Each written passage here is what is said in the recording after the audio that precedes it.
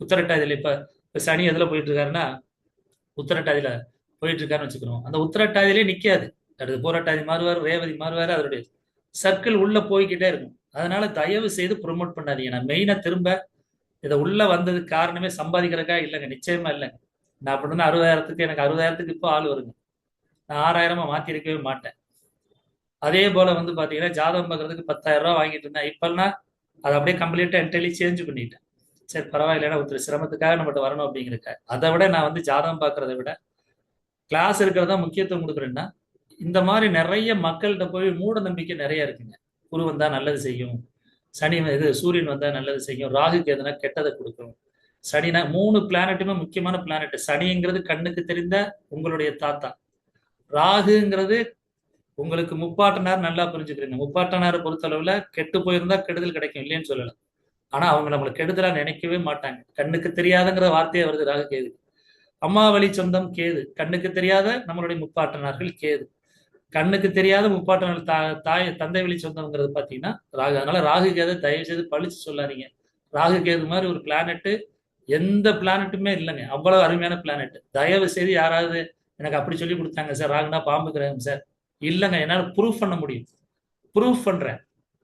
நான் தான் திரும்ப திரும்ப சொன்னேன், எந்த பிளானட்டா இருந்தாலும் அது கெட்டு போயிருந்தா மட்டும் உங்க ஜாதகத்துல 8ஆம் பாவமா இல்ல திருமணம் சார்ந்த விஷயத்துல சுக்கிரன் 6ஆ இருந்தா மனைவியோட அடிக்கடி சண்டை வரும். ஏன்னா 6ஆம் பாவம் பிடிவாதம், திமிர், விட்டு கொடுக்காமை, தானுங்கிற அகங்காரம், இந்த மாதிரிலாம் இருக்கிறதுனால அது வரும். அவ்வளவு. அது சுக்கிரனா இருந்தா மனைவியோட, அது மாதிரி செவ்வாயா இருந்தா ஒரு பெண் ஜாதகத்துல கணவரோட சண்டை வரும். அது இல்லாம நம்மளா போயிட்டு அந்த பிளானட் கெட்டு போச்சு இது நல்லதுங்கிறத தயவு செய்து சொல்லாதீங்க. ஏன்னா ஒவ்வொரு பாவமும் தன்னுள் மற்ற 11 பாவத்தை வச்சிருக்கு. அதே மாதிரி ஒவ்வொரு கிரகமும் தன்னுள் மற்ற 8 கிரகங்களுடைய தன்மையை வச்சிருக்கு. ஒவ்வொரு நட்சத்திரமும் மற்றும் தன்னை மற்ற கிரகங்களுடைய தன்மை உள்ள வச்சிருக்கு. அதனாலதான் என்ன செய்யணும், 243 நட்சத்திரங்கிறத ஆரம்ப காலத்திலேயே சொல்லி வச்சிருக்காங்க. 243 நட்சத்திரங்கள். அந்த 243 தன்மைகளை நம்ம பலன் சொல்ற முறையை கொண்டாட போறோம். கட்டணத்தை பொறுத்தளவுல சாஃப்ட்வேரை பொறுத்தளவுல கொஞ்சம் கூடுதலா இருக்கும். ஆனா அதற்கான விஷயங்கள் நிறைய இருக்கு. கிளாஸை பொறுத்தளவுல இவ்வளவுதான் கொடுப்பீங்களான்னு இல்லை. 10 மாசத்துக்கு பின்னாடி நீங்க நீங்க 5 வருஷம் கழிச்சு வந்தா கூட நீங்க படிச்சுக்கலாம். 4 வருஷம் படிச்சா கூட படிச்சுக்கலாம். என்னுடைய பழைய மாணவர்கள் 4 வருஷம் 5 வருஷம் படிச்சா கூட ஃபாலோ பண்ணிட்டே இருப்பாங்க. ஏன்னு கேட்டா, இல்ல சார் ஏதாவது ஒரு வகுப்புல ஒரு புதுசா ஒன்று ஏதாவது ஒன்று சொல்லுவீங்க, அதனால நாங்க ஃபாலோ பண்றோம்னு சொல்லுவாங்க. எதுக்காக சொல்றோம்னா, கிளாஸ் எடுக்கும் பொழுது உங்களுக்கு ஒன்றும் தெரியாது. ஜாதகம்னு போடும் பொழுது நான் எதுக்காக மேக்ஸிமம் ரொம்ப பேரை சாஃப்ட்வேர் வாங்க சார் ரெக்கமெண்ட் பண்ணுவேன். ஏன்னா நீங்க சாஃப்ட்வேர் போட்டுட்டீங்கன்னா தான் உங்களுக்கு அந்த நான் சொல்லிக் கொடுக்குற பலன் வந்து அருமை தெரியும். ஓ இப்படிதான் பார்க்கணுங்கிறது தெரியும். நீங்க பார்த்தவொன்னே தான் நான் நினைச்சேன்னா அதுல தவறு எப்படி இருக்கு, இதுல இப்படிலாம் பார்க்கணுங்க அப்படிங்கிறத மாத்தி கொடுக்க முடியும். கஷ்டம் தான், இல்லைன்னு சொல்ல, ஒரு சிலருக்கு ரொம்ப கஷ்டமா இருக்கும். அப்படி இருக்கிறதுக்கு ஏதாவது நான் முடிஞ்சு மட்டும் என்ன பெட்டரோ பண்ணித்தரேன்.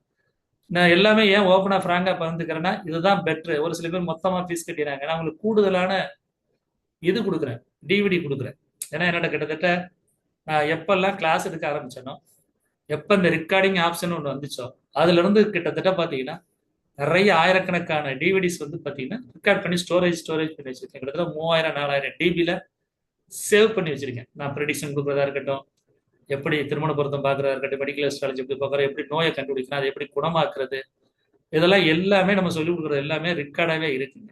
ரெக்கார்டாக என்னன்னு நினைச்சீங்கன்னா, கூடுதலாக கட்டுறவங்களுக்கு, மொத்தமாக கட்டுறவங்களுக்கு அவங்களுக்கு கொஞ்சம் கூடுதலான டிவிடி கொடுப்பேன். ஒரு சில பேர் என்ன சொல்லுவாங்கன்னா, சார் சீக்கிரமே படிச்சுட்டு சீக்கிரமாவே ஜாதகம் சொல்லணும் சார்னு ஆசைப்படுவாங்க. ஒரு சில பேர் வேலை நிமித்தமாக வர முடியாது.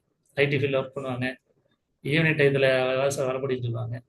அந்த மாதிரி நபர்கள் கொஞ்சம் கூட இருந்தால் நான் பிரித்து கிளாஸ் எடுக்கிறதுக்கு ரெடியாக தாங்க இருக்கேன். ஏன்னா என்னை பொறுத்தவரை 24 ஹவர்ஸில் தூங்குற நேரம் தவிர மற்ற நேரம் எப்போ வேணாலும் நம்ம கிளாஸ் எடுக்கிறதாங்க. எப்போதுமே என்கிட்ட ஒரு காலையில் 8 மணி வரை தூங்குற பழக்கம் ஒன்று இருக்கு. அதனால அதிகாலை நேரங்களை யாரும் தயவுசெய்து கூப்பிட வேண்டாம். கூப்பிட்டாலுமே சுவிச் ஆஃப்ல இருக்கும். அதே மாதிரி இரவுலேயே 8 7 மணிக்கு மேலே 7 8 மணிக்கு மேலே சுவிச் ஆஃப்ல தான் இருக்கும். அப்படி ஏதாவதுன்னா பேசலை எடுக்கலை அப்படின்னா நீங்க வந்து வாட்ஸ்அப்லயே பேசி அனுப்பிச்சு விட்ருங்க, நான் பார்த்துக்கிறேன். பேசி அனுப்பிச்சு விட்ருங்க, நான் திரும்ப கூப்பிடுவேன். ஏன்னா இன்னைக்கெல்லாம் ஒருத்தர் ஒரு ஐயா, அவர் யாரும் தெரியல, குரூப் போட்டு வெளியேறிட்டாரு. திரும்ப எனக்கு எஸ்எம்எஸ் போட்டுறாரு, மன்னித்துக் கொள்ளுங்க ஐயா. எனக்கு மன சங்கடமா போச்சு. எதுக்கு அந்த வாக்கு குரூப் போட்டு வெளியேறி மன்னித்துக் கொள்ளுங்க ஐயான்னு சொல்லி போடுறது எதுக்கான்னு தெரியல. இப்போ நான் திரும்ப சார் வாய்ப்பு இருந்தா இன்னைக்கு வாங்கன்னு சொன்னேன், வந்திருக்காருன்னு தெரியல. எதுக்காக சொல்றோம்னாங்க, எனக்கு நான் மனிதன் தான், என்னைய பத்தி சில விமர்சனங்கள் இருந்திருக்கலாம். ஆனா இப்ப நான் என்ன நினைக்கிறேன்னா, இந்த ஜனவரியில இருந்து என்னுடைய ஆத்மார்த்தமா என்ன நினைக்கிறேன்னா, முழுமையா சொல்லிக் கொடுக்கணும். சொல்லிக் கொடுக்கறது மட்டும் இல்ல, இதுல எனக்கு எனக்கு ஒரு செல்ஃப்னு இருக்கு. ஏன்னா நம்ம இல்லாட்டாலும் இந்த முறை வந்து போகணும் அப்படிங்கிற ஒரு சுயநலமும் இருக்கு எனக்கு. அதனாலதான் நான் இப்ப இந்த வர்ற குரூப்லாம் பார்த்தீங்கன்னா இப்ப ரொம்ப கசக்கி புரிஞ்சுக்கிட்டு இருக்கேன். இப்ப வந்து நேற்று ஒரு கிளாஸ் ஈவினிங் போட்டேன். அடுத்த கிளாஸுக்குள்ள உங்களுடைய இண்டிவிஜுவல் ஜாதகத்தை தெரிஞ்ச அளவுக்கு நீங்க வந்து பேசி அனுப்புங்க வீடியோல. அப்பதான் அடுத்த கிளாஸ் அட்டன் பண்ண விடுவேன்னு ஒரு சின்ன பிள்ளையில சொல்ற மாதிரி சொல்லிக்கிட்டு இருக்கேன். ஏன்னா படிக்கிறவங்க 60 70 வயசுக்காரங்களா இருக்காங்க. இருந்தாலும் வயசு பார்க்காம கொஞ்சம் செஞ்சு கொடுங்க. அப்பதான் நீங்க எந்த லெவல்ல இருக்கீங்க அப்படிங்கிறத நான் கொண்டுட்டு போக முடியும் அப்படின்ட்டு. ஏன்னா ஒரு 30 பேர் படிக்கிறாங்க, 40 பேர் படிக்கிறாங்க, ஏனாதானன்னு போறது மாதிரி இப்ப இல்ல.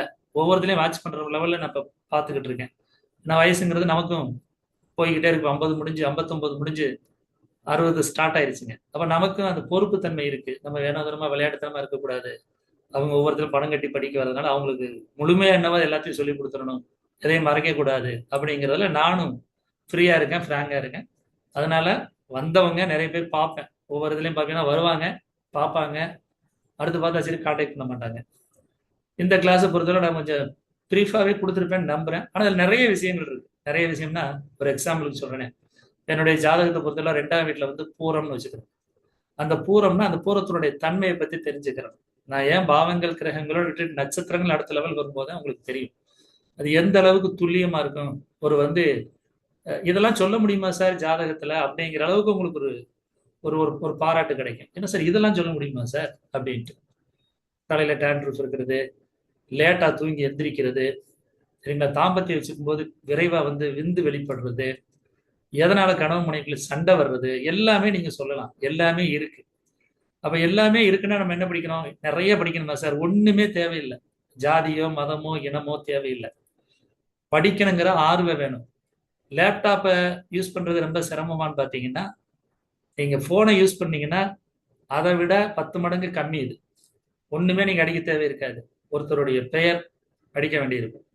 நீங்க அவர்கிட்டயே கேட்டு கூட வாங்கிக்கலாம். நான் ஒண்ணுமே படிக்கல சார் கூட அவர்கிட்ட நீங்க இங்கிலீஷ்ல எழுதி வாங்கிக்கலாம். நான் ஆங்கிலத்தில் அடிக்கிற மாதிரி தான் ஆப்ஷன் கொடுத்துருக்கோம். அப்பா அம்மா பேர், பிறந்த நேரம், பிறந்த தேதி, எந்த ஊர், அதெல்லாம் நாங்க சொல்லி கொடுத்துருவோம் எப்படி பாக்குறதுன்னா. அடிச்ச உடனே ஆளும் கிரகங்கள் போடுறது. ஆளும் கிரகங்கள் போடும்போது கொஸ்டின் எப்படி கேட்கணுங்கன்னா பயிற்சியிலே வந்துடும்.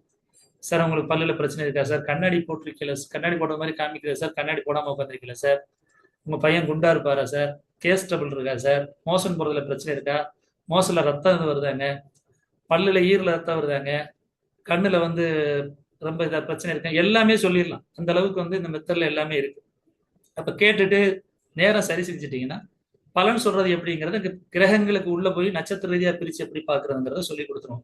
அதை 3 விதமா சொல்லி கொடுத்ததுக்கு பின்னாடி தான் அதுலயே நட்சத்திரங்கள் வந்துடும். 27 நட்சத்திரங்கள், 27 நட்சத்திர ஆலயங்கள் வந்துடும். இது முடிச்சதுக்கு பின்னாடியே என்ன செஞ்சோம்னா திருமண பொருத்தம் ஸ்டார்ட் பண்ணுவோம். ஏன்னா திருமண சார்ந்த கேள்விகள் நிறைய வர்றதுனால திருமண பொருத்தம் ஸ்டார்ட் பண்ணுவோம். எப்படி பாக்குறதுங்கிற பொழுது பொதுவா பாக்குறது இல்லை. அப்ப உங்களுக்கே தெரியும் நட்சத்திர தன்மை. லக்ன நட்சத்திரம் ஆயிலியம்னா ஆண் பூனை, அதுக்கு எது ஜோடியா வரும்? பெண் பூனை ஜோடி. புனர்பூசம். அப்ப பகைன்னு சொல்லி வரும்போது என்ன ஆகும்? பூனைக்கு பகை எது? எலி கிடையாது. பூனைக்கு எலிக்குத்தான் பூனை பகை வழிய, பூனை வந்து எலிக்கு பகை கிடையாது. நல்லா புரிஞ்சுக்கிறீங்க. பூனையை பார்த்துட்டு எலிதான் பயப்படும். அப்ப பூனையவே எலியையும் சேர்க்கக்கூடாது. நல்லா புரிஞ்சுக்கிறீங்க. ஏன்னா பயந்து இருக்கிற மாதிரி இருக்கும். அவங்க பார்க்கல உங்களுக்கு பய உணர்வு ஏற்படும். அப்ப பூனைக்கு மேல யார் இருக்கா? பாம்பு எதிரி. பாம்பு, பூரை அந்த மாதிரி ஐட்டங்கள்லாம் எதிரில வரும். நாய், அந்த மாதிரி ஒவ்வொரு ஆட்களுக்கும் எப்படிலாம் பகை சேர்க்கிறோம், எந்த இடத்துல சேர்க்கிறோம். லக்னம் மட்டும் சேர்த்தா போதுமா? மனசு ஒத்து போகுதா? தாம்பத்தியம் ஒத்து போகுதா? படுக்கை அறை எப்படி இன்பங்கள்லாம் எப்படி இருக்கு? இப்படி மாதிரி ஒவ்வொரு பாவங்கள் நட்சத்திர ரீதியா வந்து பார்க்கையில அது நம்ம எப்படி பார்க்கறது, தசாபுத்திகள் எப்படி பார்க்கறது, அதுக்கடுத்து மருத்துவ ஜோதிடம், உடல்ல என்னென்ன நோய்கள்லாம் வரும். இப்ப ஏதாவது ஒரு பையனுக்கு, ஒரு சின்ன பையனுக்கு பார்த்தேன், நெத்தியில தம்பிக்கு செவ்வாய் வீக்கா இருக்குங்க, 6 8 தொடர்பு கொள்ளுதுங்க, நட்சத்திரம் ஆரம்பிச்சு உபநட்சத்திரத்தில் தலையில எதுவும் அடிபட்டு இருக்கான்னு கேட்டேன். இல்ல இல்லையே சார், நல்லா தானே இருக்கேன். ஒரு 20 நாள் கூட இருக்காது, திரும்ப சார் சொன்னது மாதிரி அடிபட்டு இங்க நெத்தியில தையல் போடுற மாதிரி வந்துருச்சு சார். அடப்பாவி, நான் சொன்னதுனால வந்துருச்சா? இல்ல சார் நீங்க கேட்டீங்க இந்த பாருங்க சார் வந்துருச்சு அப்படின்னு சொல்ற மாதிரி எப்படினாலும் இருக்கும். அந்த தசாபுத்திகளுக்குள்ள வந்து சேர்ந்துடும். எப்படி எல்லாம் துல்லியமா பாக்குறது அப்படிங்கிறதுக்காக பயணம் செய்யுங்க. ஒரு வருஷம் பயணம் செஞ்சீங்கன்னா அடுத்தடுத்த காலகட்டங்கள்ல உங்களுக்கு தெளிவு பெறுத்தணும். என்ன எனக்கு உங்களுக்கு ஒரு கேரண்டி கொடுக்கணும்னா அதிகபட்சம் 2 மாசம் இல்ல 3 மாசத்துக்குள்ள, 3 மாசம் சொல்ல மாட்டேன், அதிகபட்சம் ஒரு 15ல இருந்து 20 வகுப்புகளுக்குள்ள பலன் பார்க்க வச்சிருவேன். அதாவது எப்படியாவது தட்டி தலைவியாவது நீங்க சொல்ல ஆரம்பிச்சிருவீங்க. இந்த பாரம்பரியத்துல சொல்றீங்களா அது மாதிரி இல்லாம தசாபதி பாக்குறதுக்குலாம் ஒரு அதிகபட்சம் ஒரு 15ல இருந்து 20 கிளாஸுக்குள்ள உங்களை தரவாக்கி வச்சிருவேன். ஏன்னா இப்ப 2வது பேஜ் ஓடிட்டு இருக்கு. எனக்கு முதல் பேஜுக்காரங்களாம் ஓரளவுக்கு தெளிவா அன்னைக்கு கூட பார்த்துருப்பீங்க. ரொம்ப பேர் வந்து நான் குரூப்லேயே போடுறேன், அவங்க பேசுறதெல்லாம் ரெக்கார்ட் பண்ண சொல்லியிருக்கேன், போடுறேன். அவங்களுக்கு ஓரளவுக்கு அது தெளிவு வர ஆரம்பிச்சிருச்சு. அடுக்கடுத்த பேஜ்னு வரும்பொழுது மிங்கிள் பண்ணும்பொழுது ஆட்டோமேட்டிக்காக குரூப் டிஸ்கஷன் அது மாதிரிலாம் போட்டு அப்புறம் நம்ம ஃபியூச்சரில் பண்ணிக்கலாம். ஆரம்பத்தில் ஏன் குரூப் டிஸ்கஷன் போடுறது இல்லைன்னா, இப்போ நானே ஏன் குரூப்ல வந்து அட்மின் பண்ணின்னு வச்சிருக்கேன்னா, உங்களுடைய கருத்துக்களை பூரா பகிர ஆரம்பிச்சிருக்கீங்க. இப்போ எனக்கே ஒரு யூஎஸ்ஏல இருந்து ஒருத்தர் அனுப்பிச்சிருந்தார் காலையில்.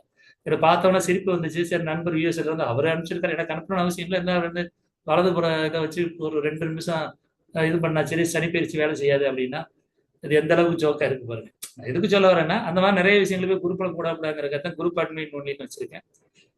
ஒரு சில பேருக்கு இங்கே போர் அடி கூட செய்யும், என்னடா இவருடைய இவங்க பேர் இவங்க புகழைய சொல்லிட்டு இருக்காங்கன்ட்டு. அப்படிலாம் எதுவுமே இல்லைங்க. நிறைய விஷயங்களை வந்து பார்த்தீங்கன்னா ப்ரூவ் பண்ணியிருக்கோம். நிறைய பேருக்கு வேலை இல்லாம, குழந்தை இல்லாம, லைஃப்ல இந்த மாதிரி நிறைய விஷயங்களை தீர்த்து வைக்கும் பொழுது சந்தோஷமா இருக்கும். அதுல இப்ப நாங்க வந்து எடுத்துக்கிற விஷயங்கள்லாம் பார்த்தீங்கன்னா ரொம்ப இன்னும் அக்யூரேட்டா இருக்கும். அதாவது நிறைய விஷயங்கள் வந்து பார்த்தீங்கன்னா ரொம்ப துல்லியமா இருக்கிறதுனால என்னுடைய நம்பரை திரும்ப இருக்க சொல்றேன், குறிச்சு வச்சுக்கிறேங்க. குறிச்சு வச்சுட்டு ஆர்வம் இருந்தால், விருப்பம் இருந்தால் என்னுடைய வாட்ஸ்அப்புக்கு அனுப்பிச்சிட்டு நான் டைம் சொல்றேன், கேட்டுக்கிட்டு இது பண்ணுங்க. மற்றபடி எதுனாலும் சரி தனிப்பட்ட முறையில் கேட்டுக்கிறேங்க. ஃபீஸ் ஸ்ட்ரக்சர் விஷயமா நான் ஓப்பனாக சொல்லிட்டேன். மற்ற விஷயங்கள் எதுனாலும் ஃப்ரீயாக நீங்கள் என்கிட்ட கேட்டுக்கலாம். சாஃப்ட்வேருமே ரெடியூஸ் பண்ணியிருக்கேன். அதுவுமே கொஞ்சம் பிரிச்சும் கொடுக்குறேன், அதாவது இன்ஸ்டால்மெண்ட்லையும் கொடுக்குறேன். அதனால எந்த விஷயமா இருந்தாலும் என்கிட்ட கொஞ்சம் பேசி அதன் ரீதியாக வாய்ப்பை பயன்படுத்திக்கிறேங்க. ஏன்னா இப்போ கேது திசையில் குரு புத்தி ஓடிட்டு இருக்கு, அடுத்து சனி புத்தி வரும், காலங்கள் எப்படி வேணாலும் போகலாம். அதனால இந்த 1 வருட காலங்களை பொறுத்தவரை நிச்சயமா தொடர்ச்சி எடுத்துக்கிட்டு இருக்கேன். அடுத்து மாணவர்களை உருவாக்கி அவங்களும் வந்து கிளாஸ் இருக்கிற அளவுக்கு உருவாக்குறது தான் பண்ணிட்டு இருக்கேன். வாய்ப்பை பயன்படுத்திக்கிறேங்க. என்னுடைய அழைப்பை ஏற்று வந்து கலந்துக்கிட்ட அனைவருக்குமே மீண்டும் ஒரு முறை வணக்கத்தை தெரிவிச்சுக்கிட்டு, நேற்று கிளாஸ்ல சொல்லியிருந்தேன் இந்த மாதிரி ஜாதகம் போடுறத சொல்லியிருந்தேன். இப்போதைக்கு ஜாதகம் போட்டோம்னா ஒருத்தர் ஜாதகம் போட்டு ஒருத்தர் ஜாதகம் போட முடியாமல் போயிடும். அதனாலதான் உங்களுக்கு எல்லாருக்குமே வாய்ப்பு தர்றேன். விருப்பம் இருக்கிறவங்க, ஏன்னா ஜூம்ல வர்றவங்களுக்கு யாரும் நம்பர் எடுக்க முடியாது, அதனால விருப்பம் இருக்கிறவங்க நீங்க தாராளமா எனக்கு வந்துட்டு பேசுறதுக்கு விருப்பம் கூட வாட்ஸ்அப்ல ஏதாவது என்னுடைய பிறந்த நேரம் அப்படின்னா ஒரிஜினல் நோட் இருந்தா ஒரிஜினல் நோட்டே அனுப்புங்க. பழைய ஆட்களா இருந்தா 65 75 அந்த மாதிரி ஆட்களா இருந்தா ஒரிஜினல் நோட்டுல எனக்கு இந்த கட்டம்லாம் தேவையில்லைங்க. எனக்கு கட்டத்துல துருவ கணிதம் போட்டு அந்த மாதிரி சொல்ற நம்ம ஜோசியம் இல்லை. உங்க முதல் பக்கம் 2ஆம் பக்கத்துல நாளிகைகளை எழுதியிருப்பாங்க, அதை மட்டும் அனுப்பிச்சு விடுங்க போதும்.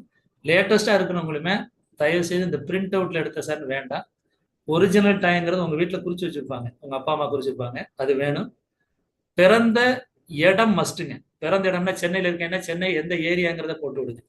சென்னையில பிறந்திருப்பீங்க, எந்த ஏரியா, ஆவடியா இருக்கலாம், அம்பத்தூரா இருக்கலாம், கிண்டியா இருக்கலாம், எந்த ஊரா இருந்தாலுங்க அந்த இடம் ஸ்பாட்டு வேணும், அது மஸ்ட் வேணும். கிராமமா இருந்தா கிராமத்துல இருந்து பக்கத்துல இருக்கிற நகரத்தை எனக்கு போட்டு, அது இருந்தா மட்டும்தான் அச்சாம்ச ரேகாம்சம் போட்டு தான் எடுக்க முடியும்.